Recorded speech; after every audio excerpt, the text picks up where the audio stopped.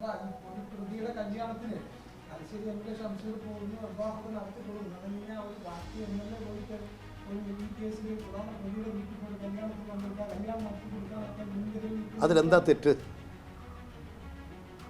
ഞാൻ ചോദിക്കുന്ന ഒരു ചോദ്യം അതാണ്. ഒരാളുടെ പേര് കുറ്റം ആരോപിച്ചിരിക്കുന്നു. നമ്മുടെ ഈ നാട്ടിൽ രാഷ്ട്രീയക്കാരുടെ വീടുകളിലൊന്നും ആരും പോയി കല്യാണം നടത്തി കൊടുക്കില്ലേ? രാഷ്ട്രീയ ശത്രുത വെച്ചുകൊണ്ട് ഒരാളും മറ്റൊരാളുടെ കല്യാണത്തിൽ പങ്കെടുക്കില്ലേ? ഷംസീർ ചെയ്തതിൽ എന്താ തെറ്റ്? നമുക്കൊരുപാട് ആളുകളുമായിട്ട് ബന്ധമുണ്ട്. ചില കേസ് പെട്ടിട്ടുണ്ടാവും. ആ വീട്ടിലുള്ളവർ മുഴുവൻ ആ കേസ് പെടുന്നവരാണോ? മാനുഷികമായ പരിഗണന വെച്ചുകൊണ്ട് നമ്മുടെ സാമൂഹ്യ രംഗത്ത് നിലനിൽക്കുന്ന ചില ജീവിത രീതികളും ശൈലികളും നടപടിക്രമങ്ങളുടെയും ഭാഗമായി വിവാഹം, മരണം സംഭവിച്ച രാഷ്ട്രീയം നോക്കിയിട്ടാണ് പോകാറ്.